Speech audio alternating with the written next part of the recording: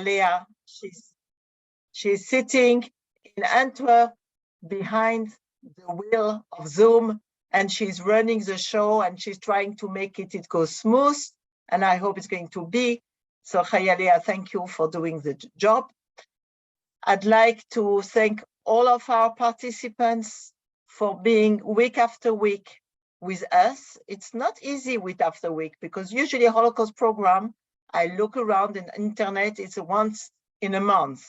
And we do it every week, and it's something very special. And we, Baruch Hashem, always have a group. We're starting with 50, and we might end up with hundreds. And I want also to thank Eliezer Glassman here with us, with the Shatran of tonight. I want to thank Hannah Rottenberg. I don't see her, but she must be around. That also she is a Shatran, because she came with me to have Giselle here with us. And I want to thank Yael. She's accepted to introduce her mommy, so I'm not going to hold you too much because she's doing the introduction. I must say, our guest of honor of tonight is an exceptional woman, because she has got so many facets to her personality that even if I would try to describe her, I would be much too poor with my words. Let's just summarize. She became such a warm friend to whoever put a foot in her apartment, then you don't know, you can't forget her. She's part of your life from day one. So before I give the word to Giselle, I just want to tell you for next week, we're going to have Marianne Ullmann, whose father was a magistrat in France, and he was through the war and after the war helping to rebuild everything. So without further ado, and I see Yael has got a good coffee in her hand. Please, Yael, introduce us your mommy, because I know she's a very, very exceptional woman, and you will see, you will very big privilege to get to know her. Thank you, Yael. Okay, good evening, everybody. My name is Yael, and I'm here, as you heard, I'm here to introduce my mother. I actually have a short biography that summarizes my mother's story that I was supposed to have sent to you earlier. And since we didn't send it out in time, I'm just going to read the beginning of it, and then we'll stop and my mother will take it from there.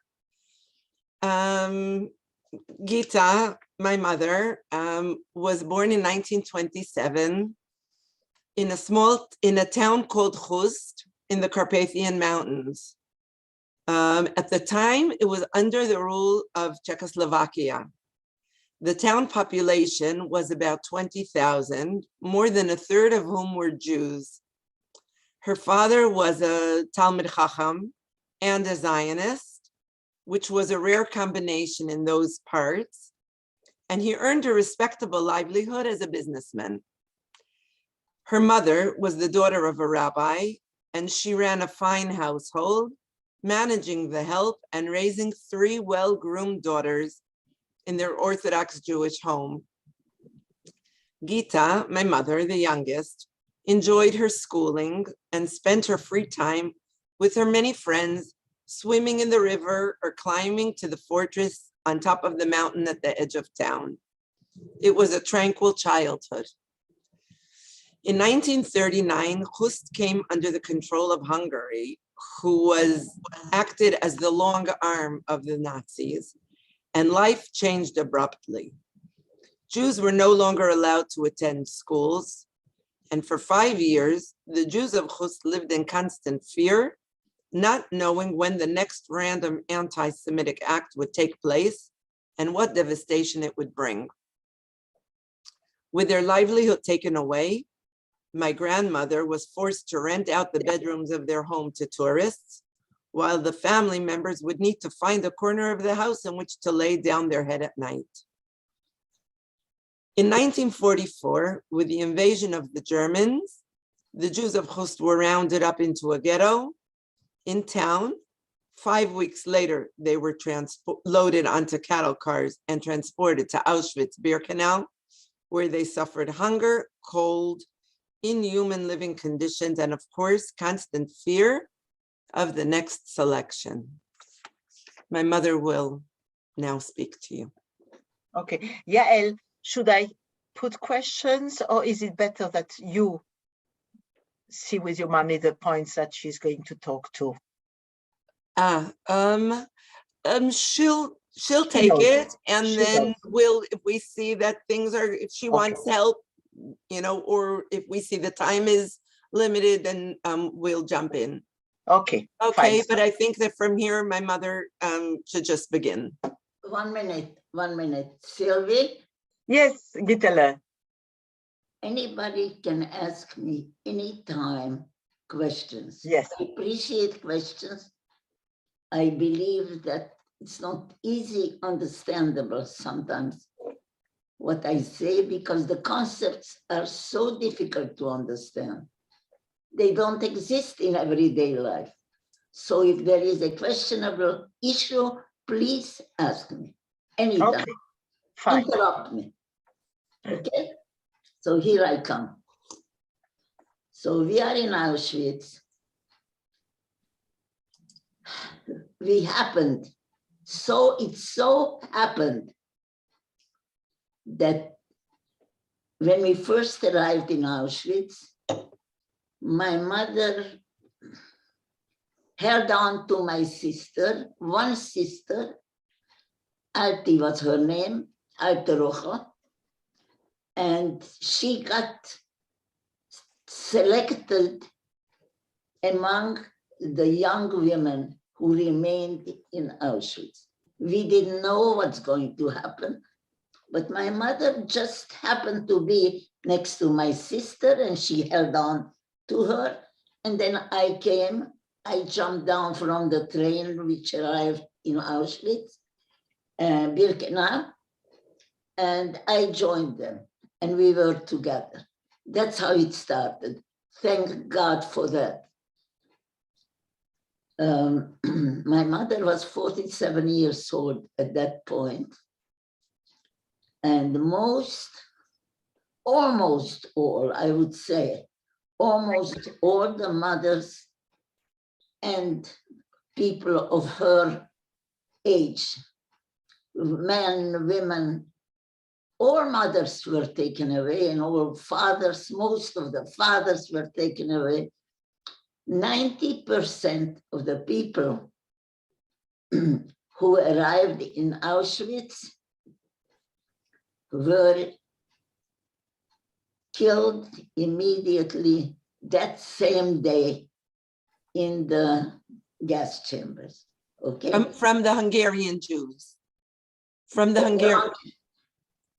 In each transport of the Hungarian Jews, I don't know, maybe the others also. I'm talking about the people I know about, okay? So, and these were the 90% who were taken away immediately were the old people, the people who were unable to work, children, all children, until the girls about age 15 or 14. And so the older people, the sick people, the incompetent people, incapable people, sick, crazy people, people with mental problems, all of them were taken away immediately. Only the young girls between the ages 15 and 32, 33 were selected out.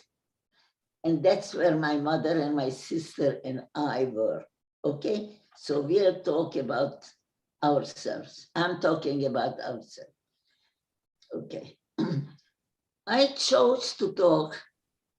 I used to talk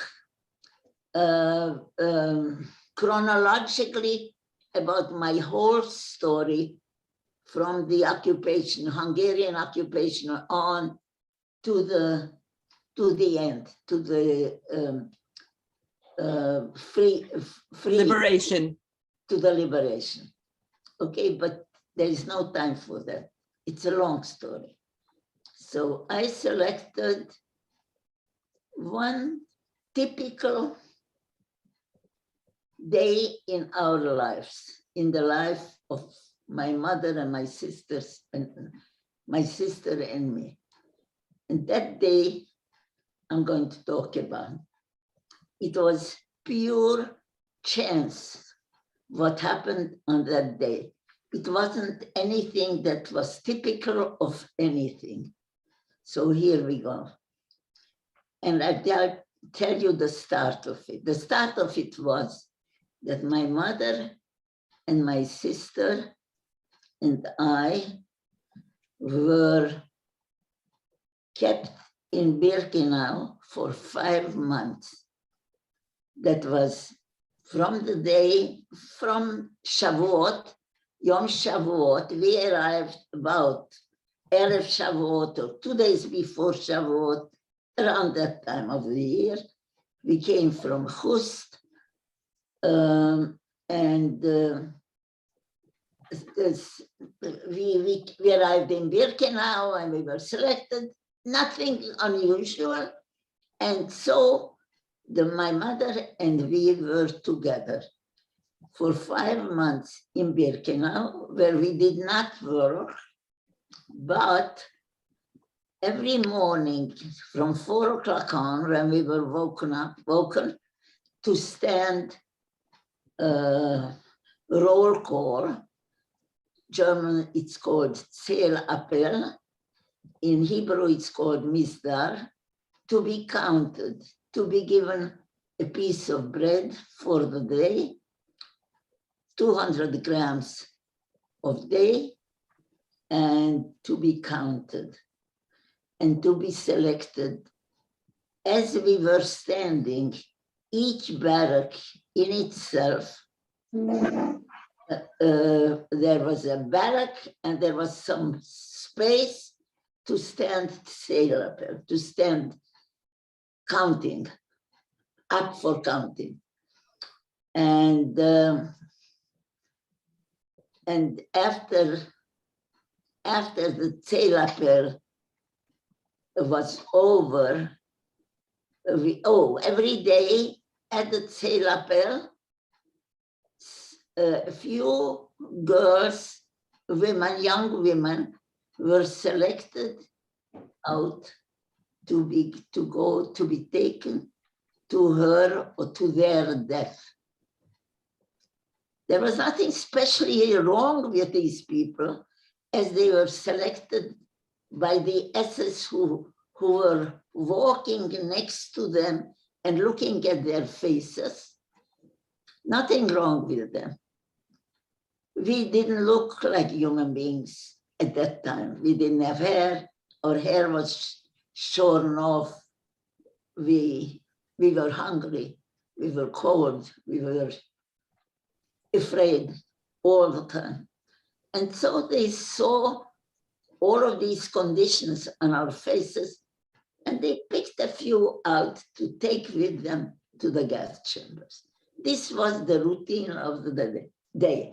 And this was in the morning, from 4 o'clock in the morning to 8, and in the afternoon, from 4 o'clock in the afternoon until 8 o'clock at night, when the SS left,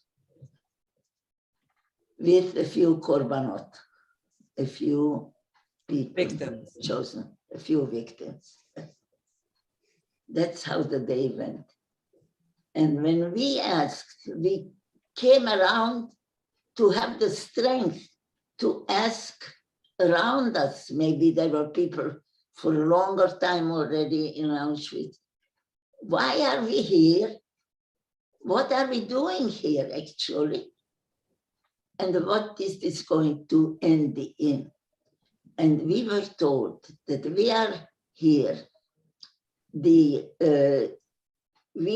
are here to be waiting for a call from any place in the German occupied world for workers in any part of the occupied world. And so most of the I cannot even say that most of the people who were called into work were in any specific country, but I think most of the camps were around in Poland.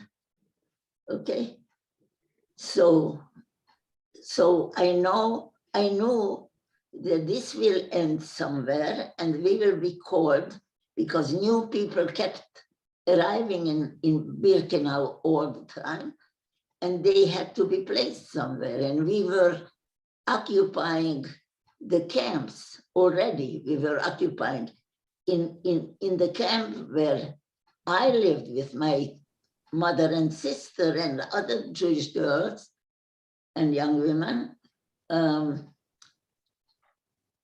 In my lager, this was a C lager, there was an A, a B, and a C lager of Hungarian women. In my camp, there were 30,000 women, 30,000.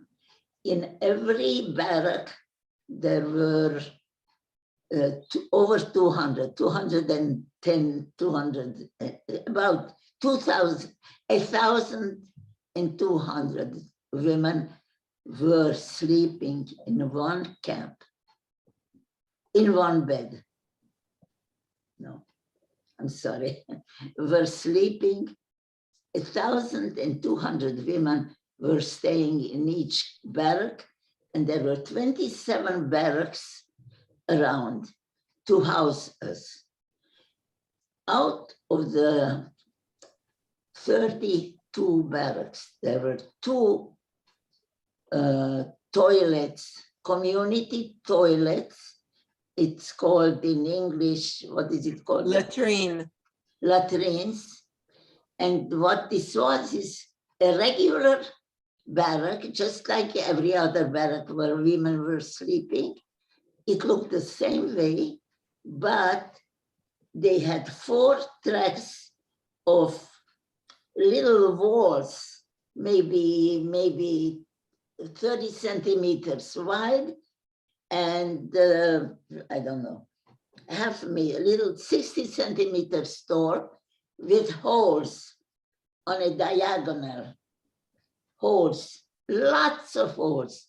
Lots of people could sit there and they felt bodies around themselves. The holes were so close that when one sat down, one could feel the neighbor's arms and backs, and there's absolutely no privacy. That's number one. But it was not pleasant, and it took time to find a seat, and it meant that 15,000 women, half of the population of Birkenau camp A, B, and C, had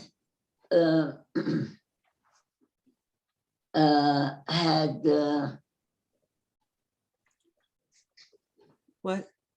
They had to wait after therapy, after the roll call, we had to wait.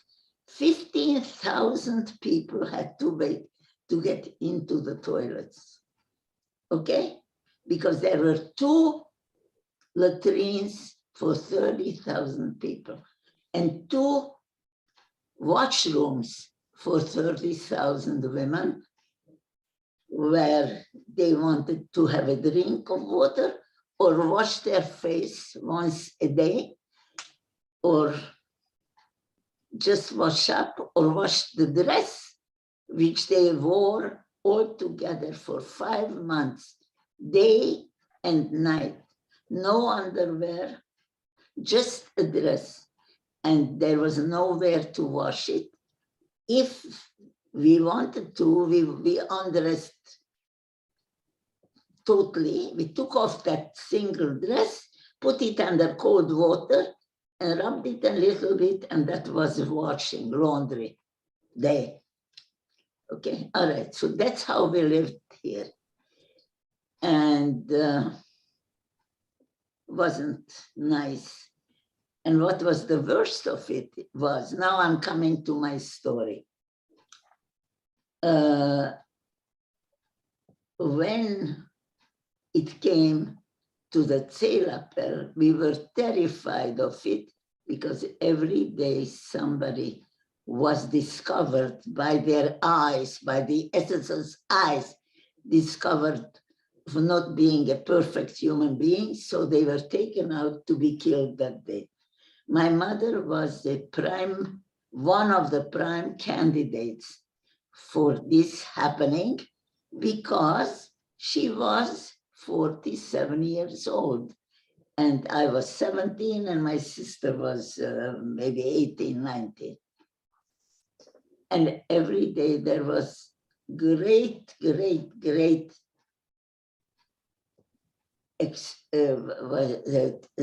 do you call it? Anxiety. What? Anxiety. Anxiety.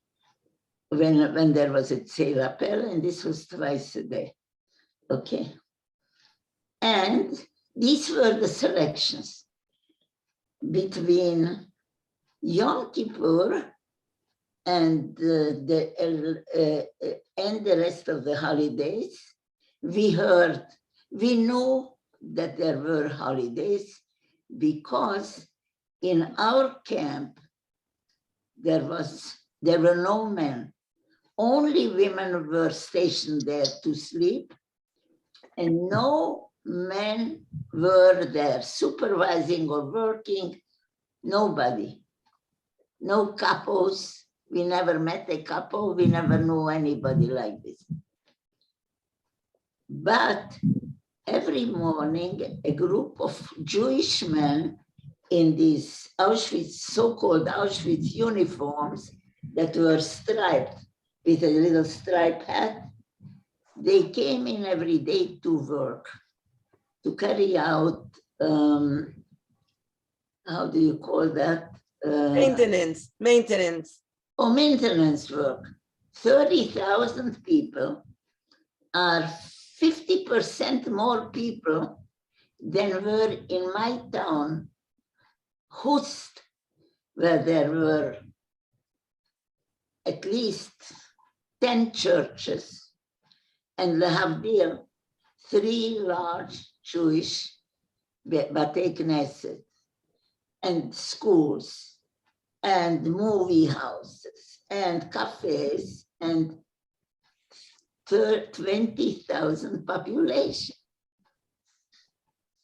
And here there were 30,000 population. Okay, so we know, so these men came in and they were Jewish people. And when they saw a Jewish girl just wandering around between the Zelappels, they would take out from their pocket a piece of bread and give it to one girl, and the tichel, some kind of a head kerchief, gave it to another girl. On Erev Yom Kippur, they brought in a Yom Kippur machzor and gave it to a girl in our barrack. And she told us, I got the Yom Kippur machzor and I will read it to you tonight. And she did. And the whole barrack of 1,200 women broke out in such a sobbing, such a crying, whether they knew God or believed in God or prayed to God, I don't know, but they all showed that it hurt. Somewhere it hurt very much. Okay. I asked the girl, I just mentioned this, I didn't intend to talk about it. I asked the girl to lend me this Yom Kippur machzor because it was translated into German probably. And I asked her because I remembered I knew how to daven. I did not understand a word of what I davened. And I asked her, could I borrow it for a few minutes? I want to learn, I want to read the Avinu Malkeinu. because I remembered how lovely it was.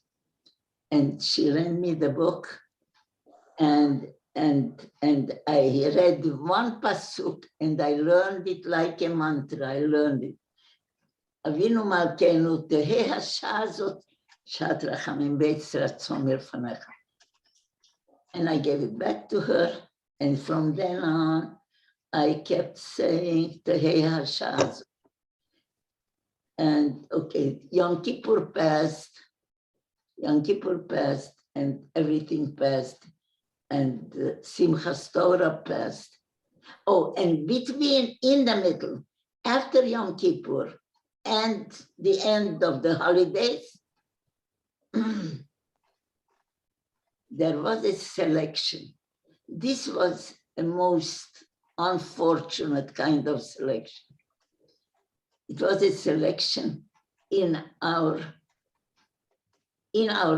barrack. We were on curfew. We had to stay in the breaches where we were sleeping.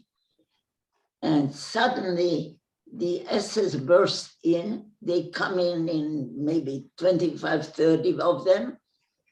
And they sat down at a little table with 3 serious SS officers, sat down, and they started yelling at all of us, the 1,200 women,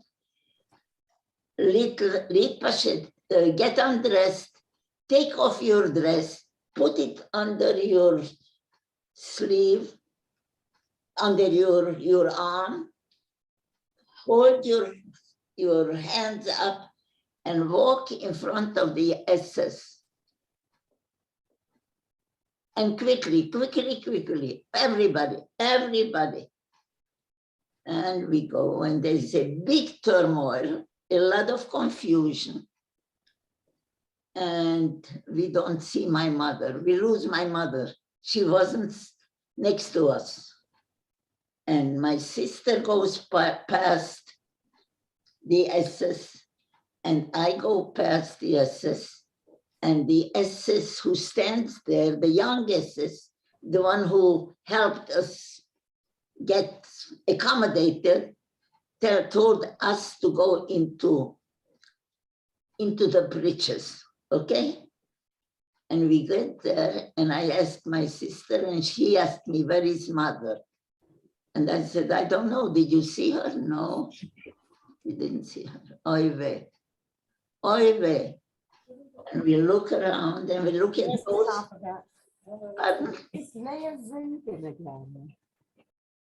Leah, we have to mute a few people here. Thank you. Yes, Giselle. And I am sitting with my mother and watching this selection. And I see that the end of the SS, where the SS, there are a few of the young SS who receive those who passed by, and they see what the SS did to them. Whether they said, you go there or you go there. There are the 2 options.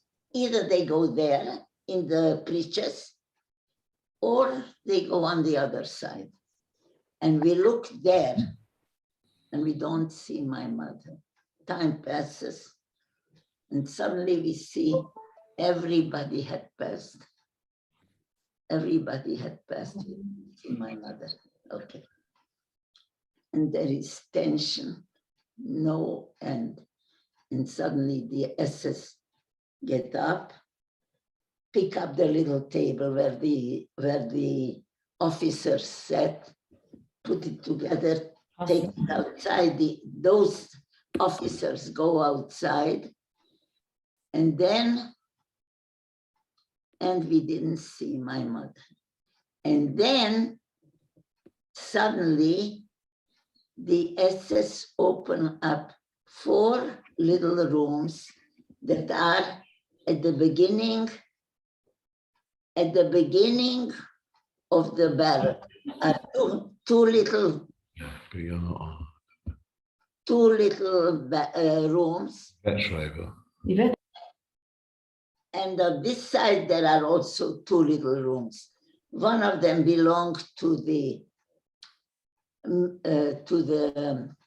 Blockälteste, so-called Blockälteste, which means she was the leader of the barrack, and she was a Jewish girl from Slovakia. She had come here 2 years ago, earlier than we did.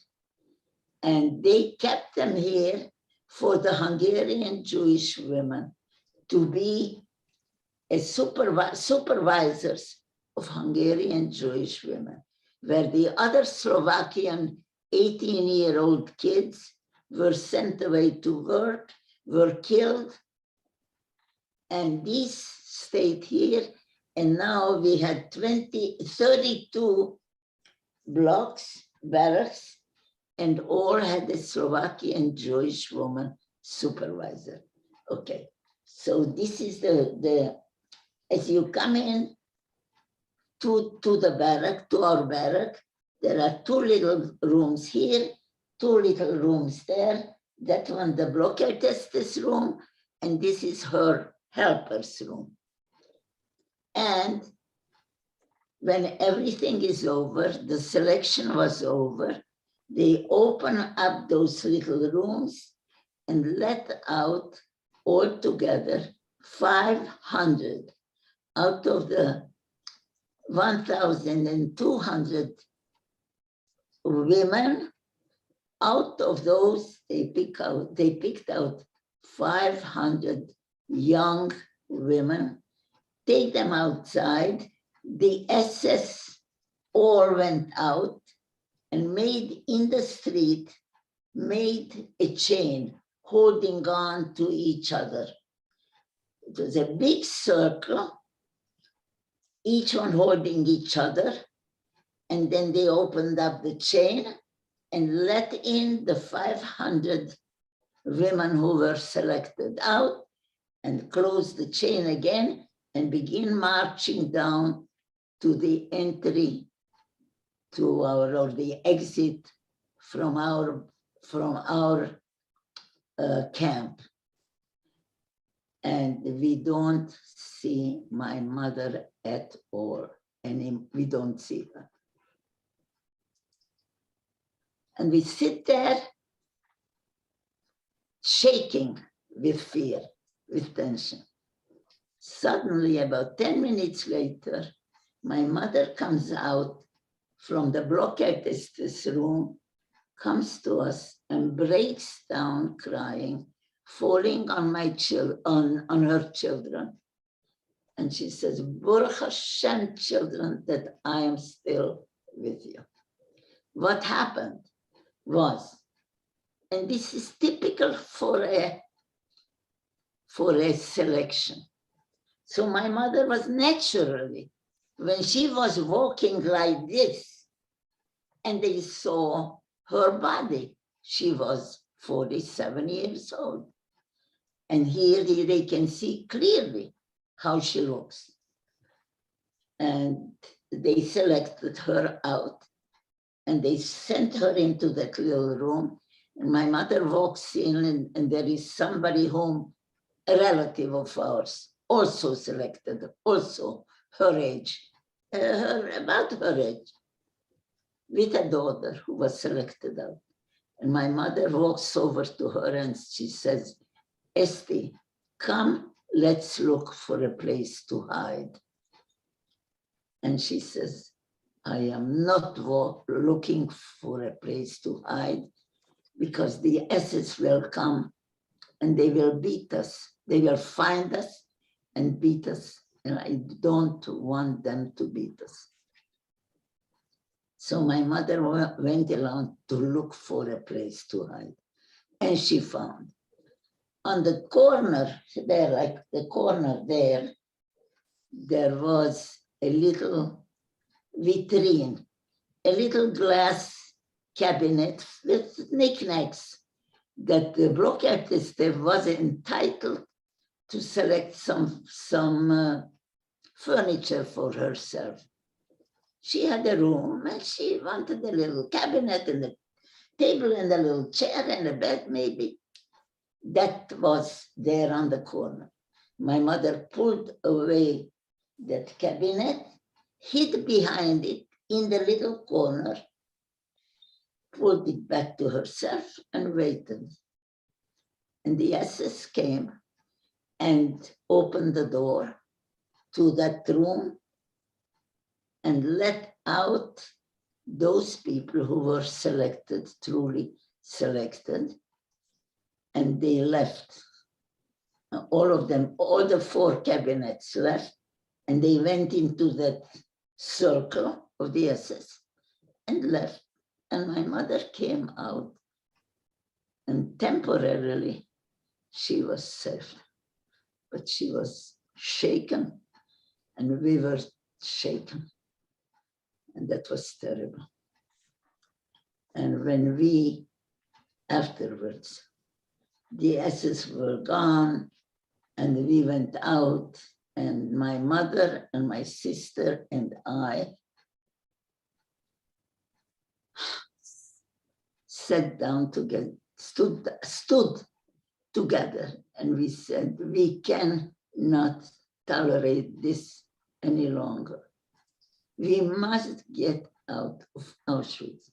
But this is a ridiculous thing to say, because you cannot get out of Auschwitz. You cannot, you have no power over where you are. But we said it. This was, I'm saying, at the end of the holidays. Now, was get got on Isru Chag, this is about 2-3 days later, Isru Chag of Shmini Atzeret, an SS come by, which they don't come by. They don't come here. No men come here. But this is a man, and he has a speaker, and he says, he calls, we are looking for 200 young, healthy women to send on a transport. 200 strong young women. If you are anybody who is interested, line up on the street outside of the barrack. Okay? And a lot of people came in the hundreds to start to line up. And my sister and we said at that time, this will be a calculated risk. We know it will be very, very risky to go out for 200 people, because it's much easier to recognize somebody who is not perfect, like being 48 years old or 47 instead of 17, 20. It is risky, but we must get out of here because this we cannot tolerate. And we went. And Ithaca was so that there was an SS who stood a little further, and he came to the group that was lining up and pulled out a few people who didn't fit, and then went back to his table and little chair a few meters further. And those whom we pulled out went back, come on, to be with their children, with their daughter or with their whatever. And it goes a few times like that. And then finally he gets tired and he gets up and he walks with all these people who are there already and walks with them away. And they walks with them to the shower room, which we had visited when we first arrived in Auschwitz, where they cut our hair.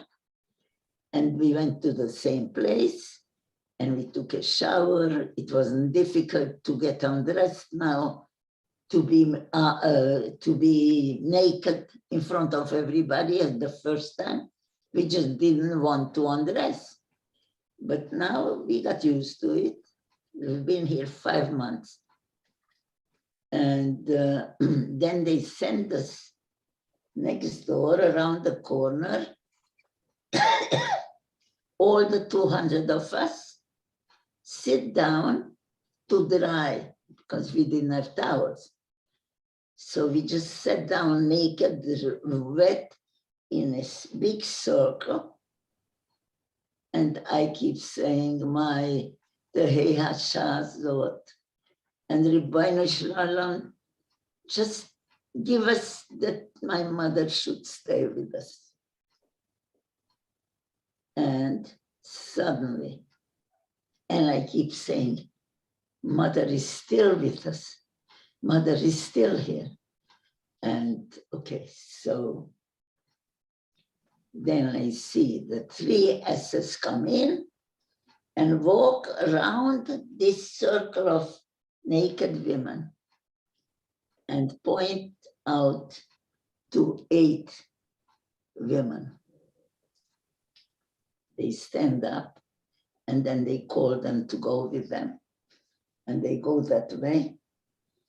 And they are busy with something. So they were 7 women about my mother's age, my mother's friends from Hus, and 1 child who is 14 years old, who is the daughter of one of the ladies from Hus. 7 and a child. And they don't have the time, the chance to turn around and say to the children, Hashem Yishmor Etchem. No time for them, no time to say goodbye. And they are taken away, and we are taken back out, and we are given a new dress, a clean dress, and a coat, and put on a train, and sent to forced labor camp, a forced labor situation with horrible, horrible life circumstances.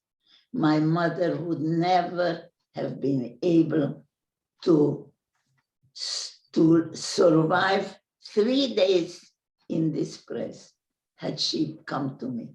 But I said to my sister and my cousin, whose mother was also taken away, I said, we will not cry for mother. We will leave it to Hashem. He needs to do what he needs to do now. Okay? And that's how we went. And we didn't know where she went. Truly speaking, we all knew, Kivyachol, that they are being taken to their death, because this was the common thing, but we didn't know. Okay? And we weren't going to cry. That's what we thought. So this is what happened on, what was the date? Shmini Atzeres. It was the day, it was Kafei Tishrei. Kafei Tishrei. That was the day, because we know it was the day after Isru Chag. Okay? And we went and we worked for 7 months in a terrible factory place. This is part of what happened that day. Now, I'll tell you the rest of this day, but in another circumstance. We arrived home, we were liberated. Okay, let me tell first the liberation, and then I tell you the rest of the Kafhe of Tishrei. Okay? So it was 7 months later, about 7 months we worked in this camp, and incredible pain and inhumanity and Oh, terrible life. And we were taken away. We stopped working about 6 months later. Everything stopped. The work stopped. There was no more work. Things were happening and we heard about it. Somehow we heard some of the terrible things. Hitler was running away from the Russian war. No more. He gave up, held up his hands and ran with his army, and the Russians running after him. And from the other side came the Allied forces, the Americans and the British, and closing Hitler in. And at that point, the Germans decided to take us, the 200 Jewish women, put them into trucks, 3 trucks, and took us away about 20 kilometers, a few tens of kilometers, not far, because we were mamash next to Hitler's group, and they were afraid. We were very close to them, and they didn't want Jewish people at this point to be killed, okay? Hitler didn't want it. And so they sent us ahead. We should get out of the war situation, potential war situation. And we came to a camp, another Jewish camp, Hungarian Jewish camp, where there were 120 other girls. One of them, my first cousin, was in that other camp. And we arrived there on a certain date, at a certain day when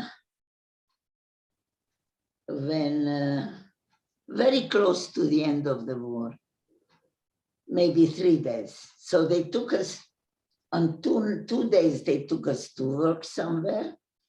And then came Sunday.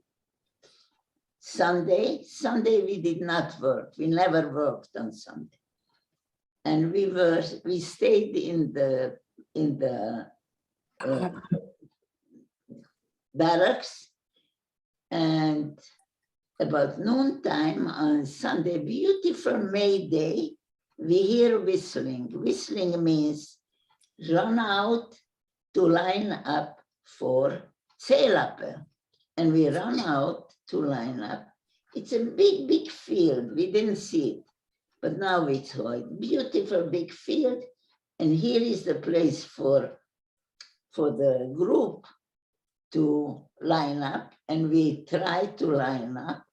And suddenly we hear somebody with a loudspeaker, an SS, saying, "No need to line up. You stay the way you are." And we straightened out and we stand here, 320 women, and we look down and we see about 10 meters away a line of SS in a very elegant Sunday uniforms. And the one with the speaker speaks. And this is the liberation speech. And it's like this. Today is May the 8th, 1945. And today the war was declared over. You are free and you can do whatever you want. And you can go wherever you want. We were asked to stay here with you and watch you until the Russian army comes to liberate us, to liberate you. And because we only stayed here in order to watch you, that nothing happens to you. We are asking you not to do us any harm. Now, what do you expect for us to do at that point? To look, how to look? I look at myself. I'm telling you the facts now. I look at myself. I'm standing with my head bowed, with my hands limp, totally despondent, not a smile on my face. And I said, the others must be normal. I am not, obviously. For 6 years, we've been waiting for this minute to be told we are free. And now not even a smile on our face. And I look at my colleagues and they stand the same way. Just abject despondency. And I once said, a big German official who was visiting and wanting to talk to Holocaust survivors after the war. And he wanted for me to tell him about my liberation. And when I told this to him, I said to him, you see, we didn't have a Moshe Rabbeinu, a Moses. We did not have one who would say, come children, I will take you home. They told us that we can go wherever we want to. Where do we really want to go? Where can we go? Where will we find anybody? But we decided, yes. And this German official, and I said, and we didn't have any home offered to us, a home country. Nobody offered us a country, a state with milk and honey, nothing. And he stood up and shook my hand and he says, I am so sorry that you felt that way. And a week later, he was called up to the parliament, German parliament, and he told my story. And he said, and at that point, they lost everybody. They lost their parents. They lost their being, their identity, everything, even their hope. They lost everything. He explained to the Germans what the Holocaust survivors felt at that point. Okay, so we were liberated. We went home, 800 kilometers of walking in that single dress without an underwear and shoes that were falling apart on our feet. But we walked by foot all the way home. And we walked and with no train, no bus, nothing. And when we reached the border of the Ukraine, where Carpathia was this time, there was a train and they let us sit down in it. And we went about 2 hours and the train stops and the doors open. And on the other side, about 4 or 5 meters, there was another train track, and another train comes in and they open the doors. And I knew that this train was coming from Khust, through Khust. It touched upon Khust. So I got down from my train, start with the first car, and I look in, the door is open, I look in and I see maybe I recognize some people from Khust. Nobody there, nobody there, nobody there, nobody there. I go about 5 trains. The doors are open also. I stand at the entrance and suddenly I hear somebody talks in Yiddish and he says to me, "Wer bist du?" And the man stands up and I see his face and I smile at him and I say, "I will tell you who I am." I told him in Yiddish.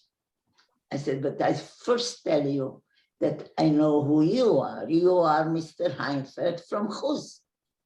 And he says, "Ja, ja, aber wer bist du?" So I say to him, "Mein Tate is Wolf Friedman. My father is Wolf Friedman." And he says, "The mama is in their hand. Your mother is at home." And I gave a shout like that everybody must have heard.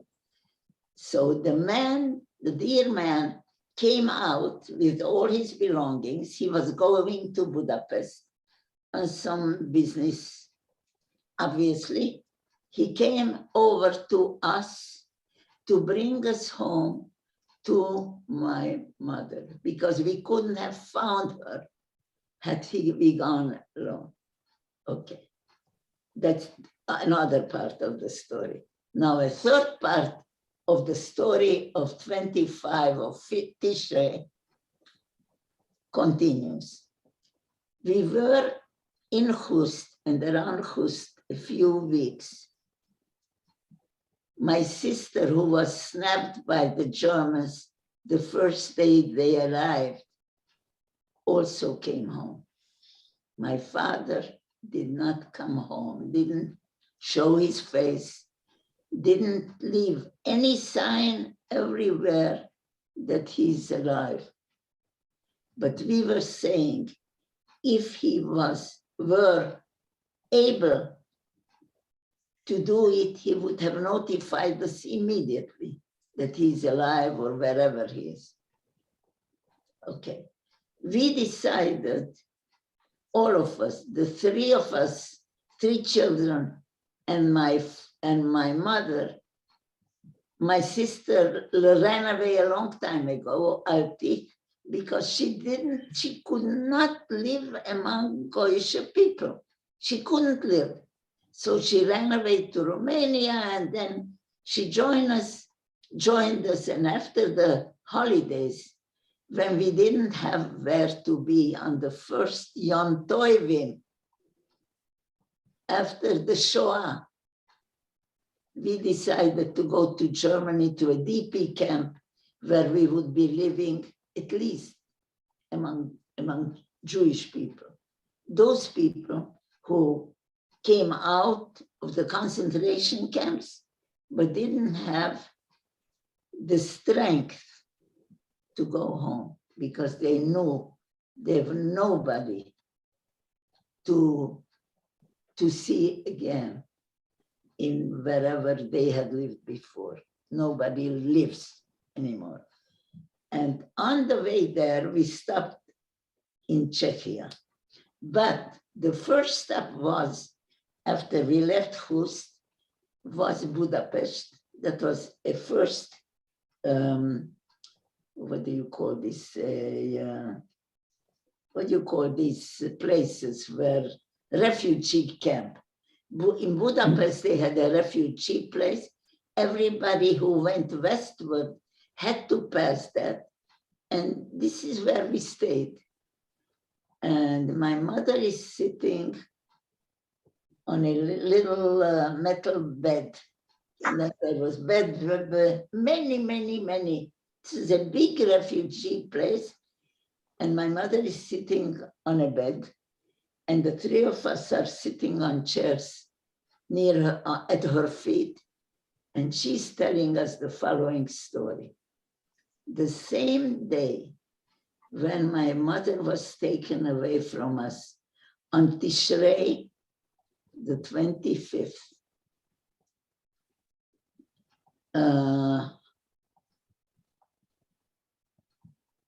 we were taken back, we were taken not to the death chambers, not to the gas chambers, but we were taken back to the C camp, to the same camp, barracks, where she had been taken from that morning to give her a shower, to travel. They were sent back to the same place where we were for 5 months before, okay? And Hitler gave out a yell everywhere, I don't know how they knew it, to take everyone out of Auschwitz, not to leave a single Jewish person in Auschwitz.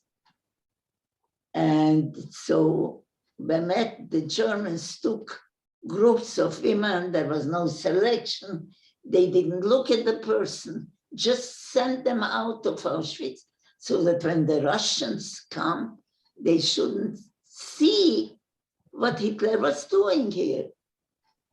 Understood? Okay.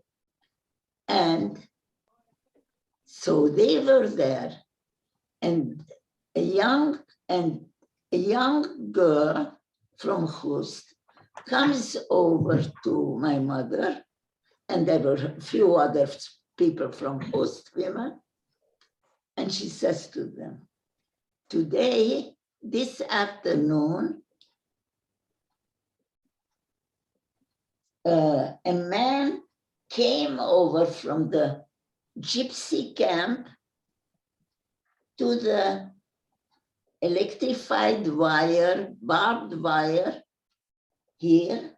He stood about half a meter away from that electrified wire, and he saw us walking that way there, and he gave a yell, "Come here, I want to talk to you."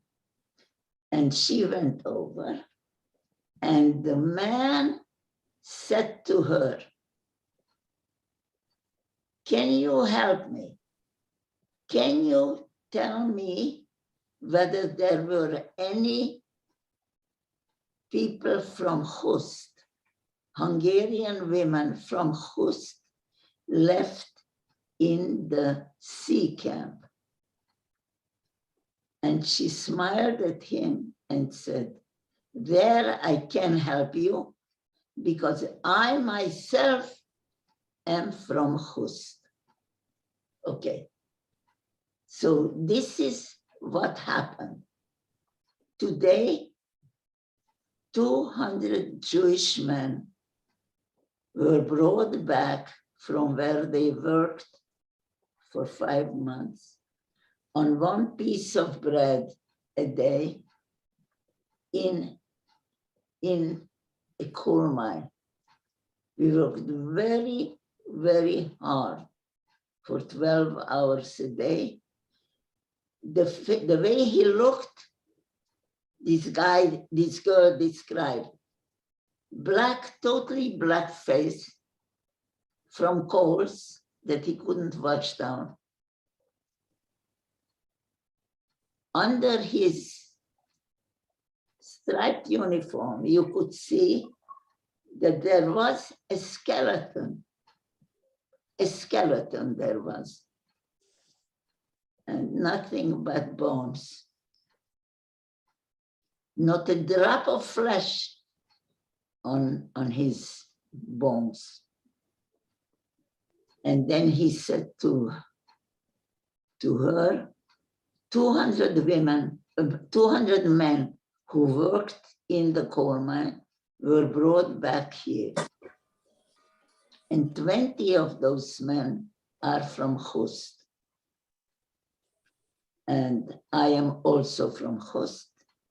And my name is Wolf Friedman, my father. And tell them, if you find the women from Hust, tell them that by tomorrow we will not be here anymore. And my mother tells this story. And we are sitting there and we are not crying. And I am by now 18 years old. And I think to myself, why am I not crying? Why aren't we crying? What's going on here? You know, why? And I couldn't give an answer, but we didn't. And then years later, I was thinking, why, Bemet, why didn't we cry? And I thought, when a Jewish man dies, a Jewish person dies, then one person in a family dies. And a few people are going to mourn him. The parents, the siblings, and the children. And many people will come from the community to say, I'm so sorry. I'm so sorry that it happened. Yeah. And now, in my case, 6 million people died. And yes, there are plenty of mourners. Whoever is alive, all of the Holocaust survivors, and many others who were not Holocaust survivors, but survived the era, are all mourners. We all lost one or a lot of people.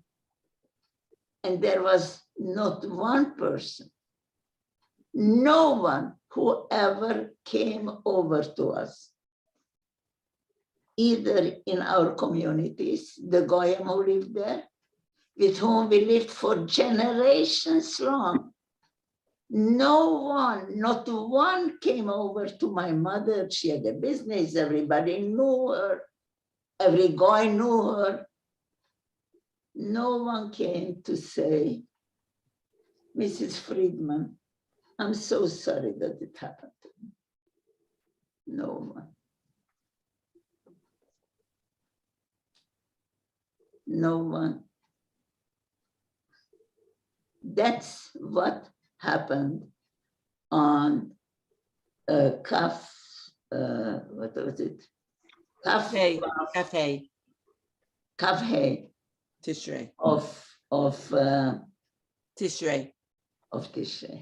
That was the day that this all happened to us.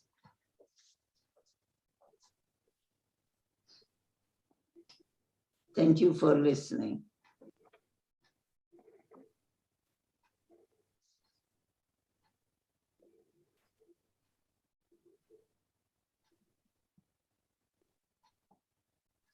At least I know, I can say that what that day gave us was my mother, Baruch Hashem, she returned because she was taken away. And there's a very piquant story, but I won't keep you anymore. I'm past the time that I am allotted, how she got liberated. But all I can say is at least I know when I can put on a candle for my father, because that I do know. Okay, listen, Giselle, nobody wants to leave this place. We want to stay with you. We don't want to cut the contact.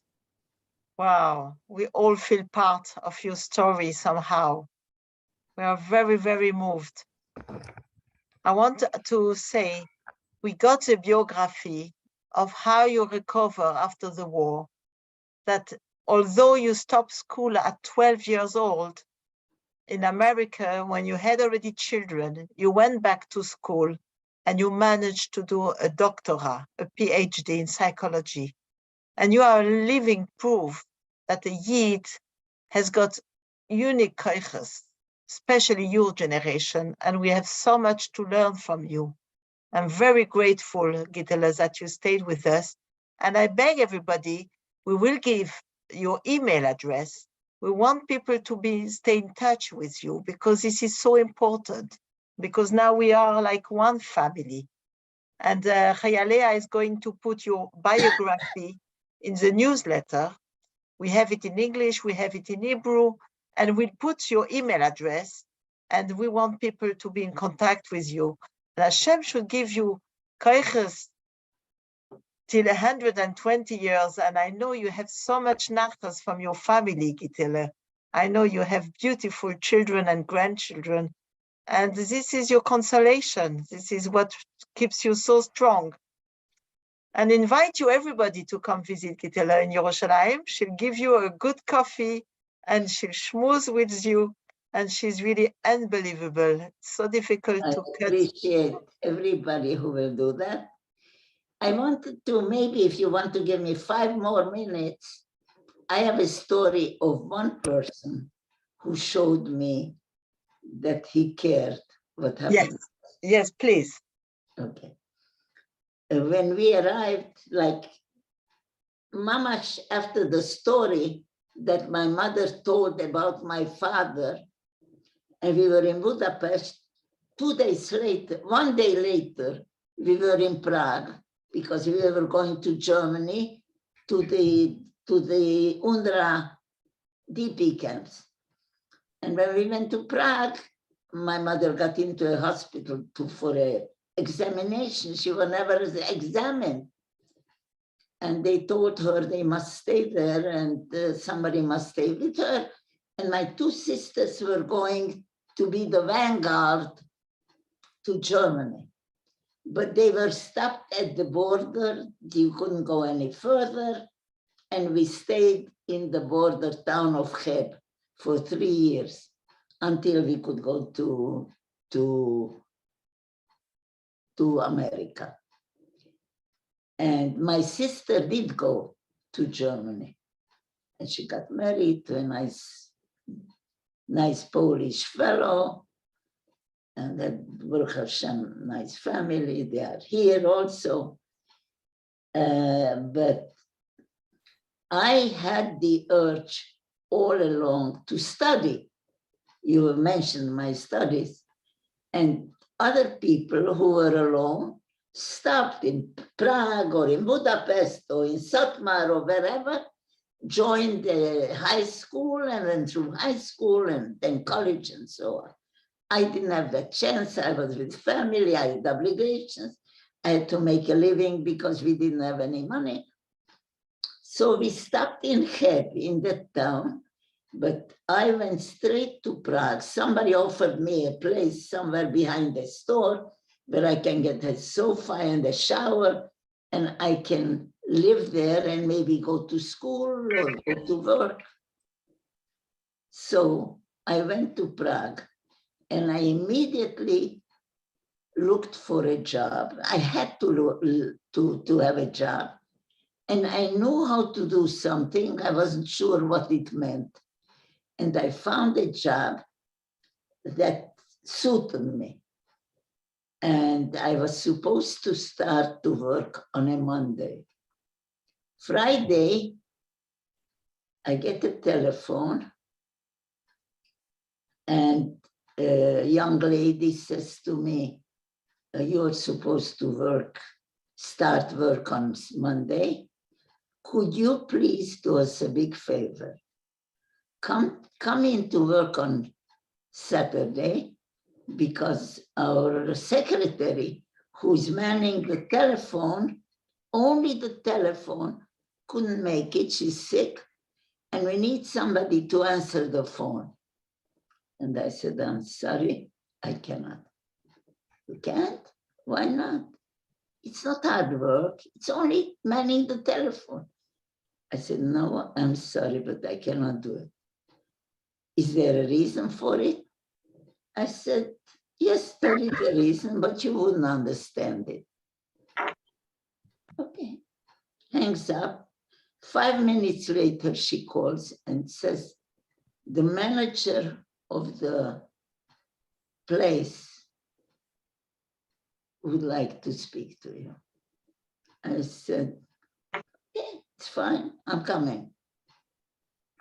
And I go there, it wasn't far from where I was.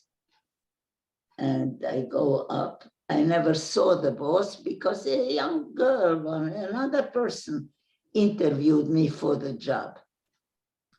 And it's a conference room. It's not a big room, but it is a big table.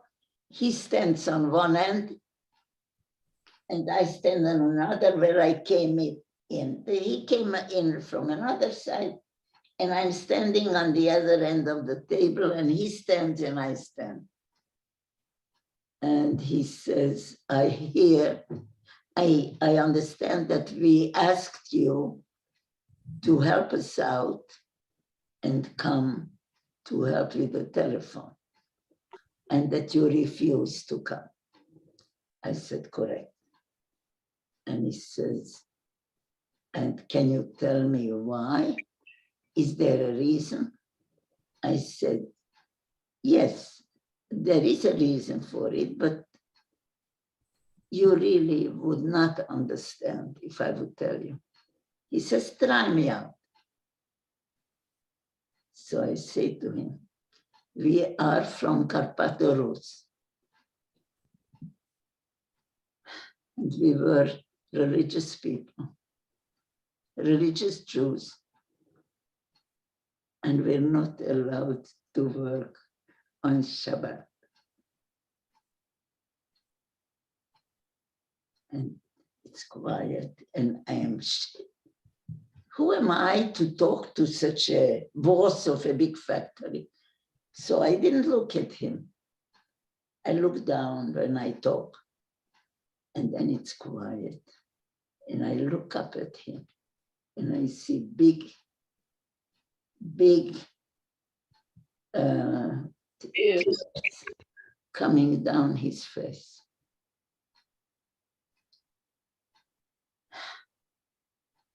And I was quiet and I look at him and he says to me, so you're telling me that there are still some of you alive, left alive?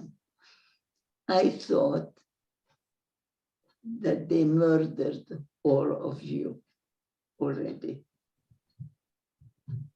That's all I remember of this story.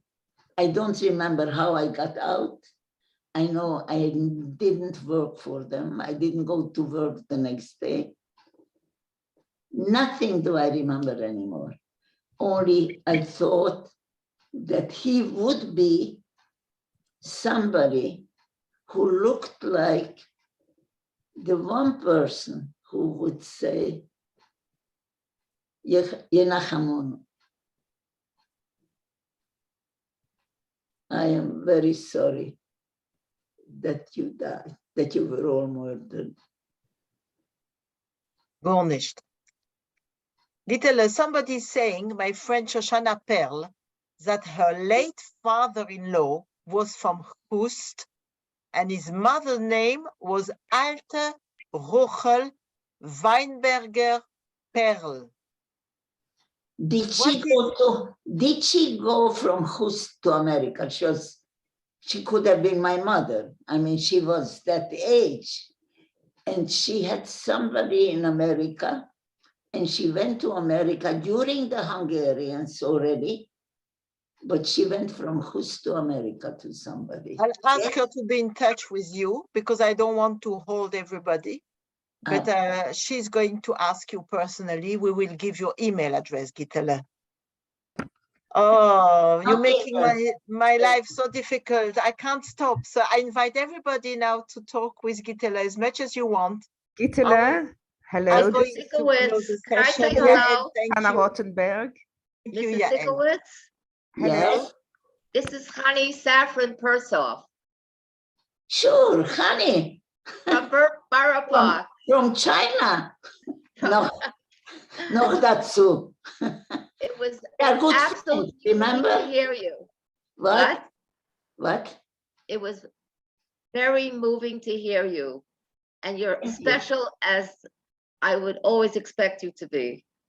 Thank I you. remember you from your sisters. We lived a block away from each other in Borough Park. Yes, yes. Kol hakavod. Come to see me.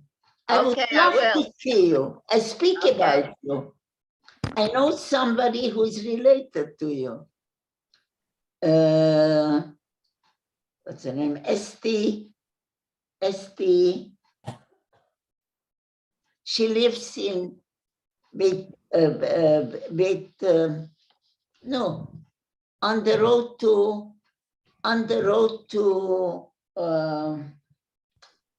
what's that place with an M, a capital M?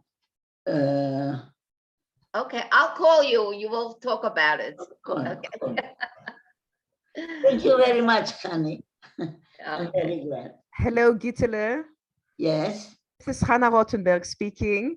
And I want to tell everybody that I had the privilege and the honor to go with Sylvie together and see you and speak to you. And I was so inspired. And I really invite anybody who is in Jerusalem and wants to come to Giselle. She's the most amazing person that I've ever met. And I was All of so you. happy. I was so happy that today you had the opportunity to speak and tell your story. You're really a source of inspiration to all of us. Thank you so much.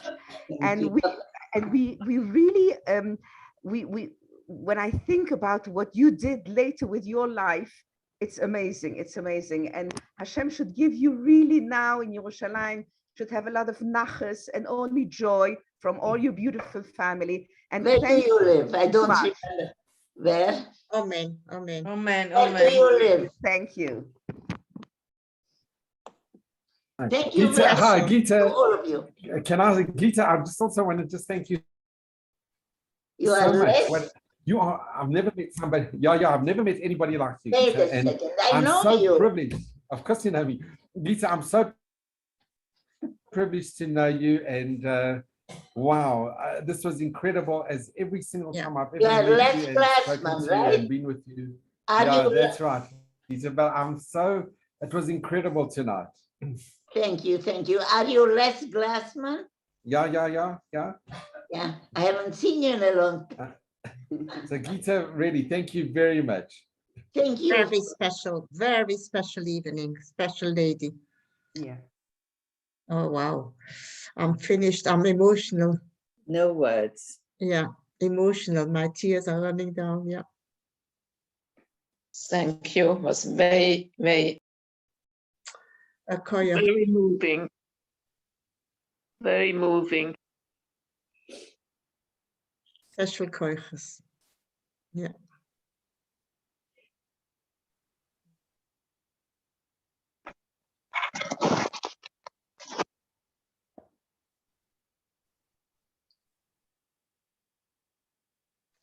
Thank you so much. Thank you.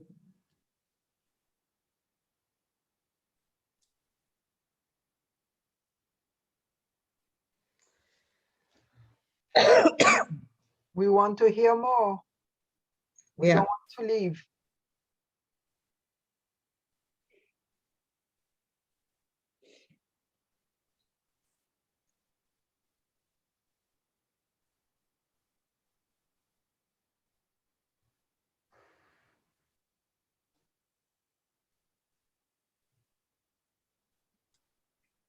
So thank you again.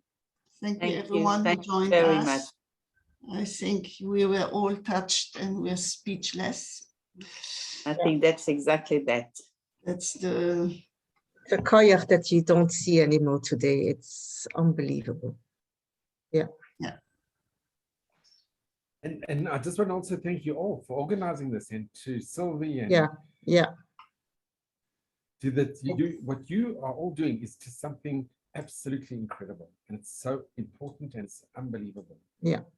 So a big yeshakoya, really a big yeshakoya to you all.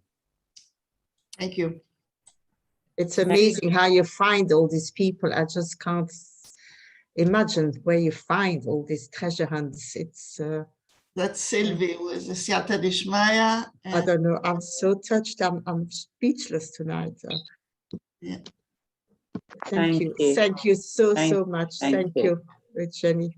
Thank you. To think that so many thousands of people survived and went through this and could not express the way Gisela did. We haven't heard what they went through, but the Gisela has that eloquent memory that she had for that. She doesn't remember many other things, but she remembers it with such clarity. It must have made such an impact. We can't even imagine what it must be. Yeah. To be speechless itself, that in itself has its value because we would just ruin everything. Yeah. Hashem should just give you the koyach to keep inspiring and to have health and nachas for your family. Amen. Amen. Amen. Amen. Amen.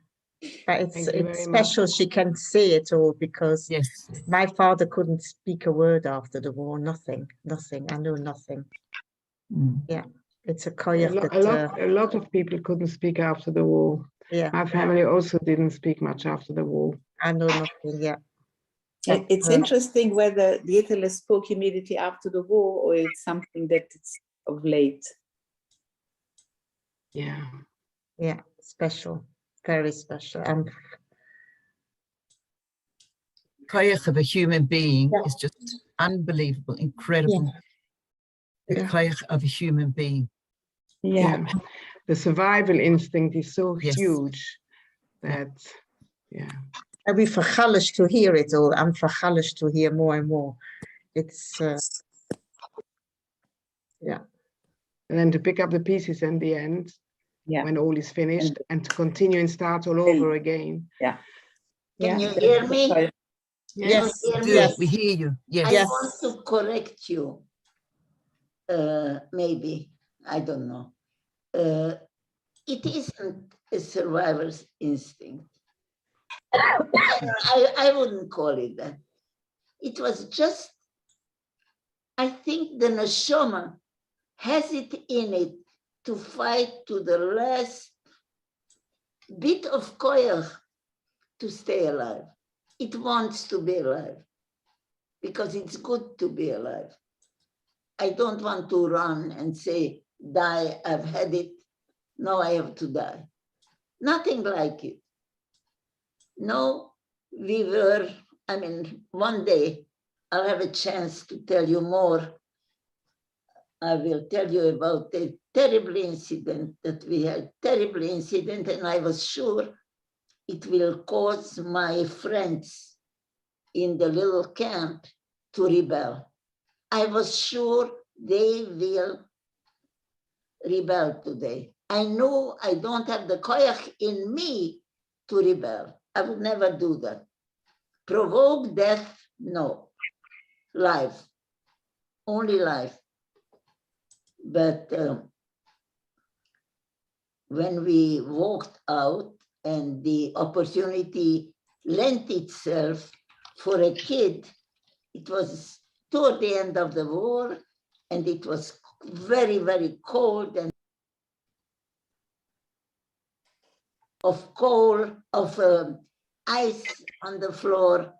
And I thought that any kid could take such a clump and throw it to an SS's head or any place, and it would be enough of a provocation for them to start shooting at us.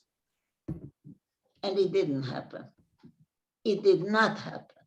Nobody rebelled.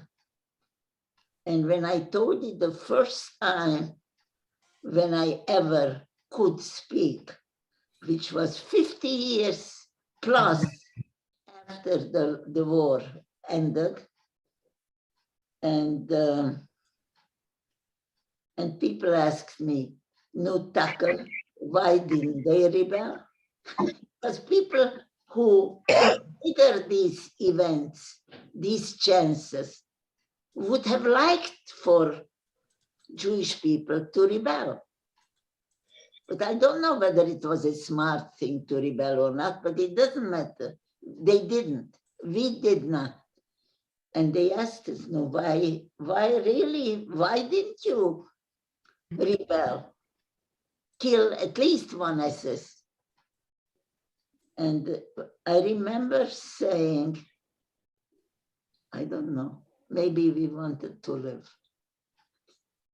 Do you understand? This was the end when I weigh maybe 30 kilo. I look like, really like an anorexic person. And there is nothing, cold, humiliation, lies, nobody to defend us. And I don't want to die. I don't want to die. Thank you very much. And please thank Sylvie, okay? Yeah. Thank you. Yes. And Thank you everyone very who wishes will get a recording of this special event that we Thank have. you. Thank you very much. Thank you. Very much. You should be gesund and well And and special. we can Thank sleep you tonight. so much. Thank you. What's Gisela's you. address in Yerushalayim? I will try to put it on the newsletter, okay? Okay. Please, Thank yeah. you very Thank much, you. I will everything. ask her. Thank you very much, Mrs. Gittler. Thank you. Thank you so much. It's really very nice. It was a very emotional, and thankful to you to organize it all as always. Yeah. Thank you. Thank you. Thank you very much.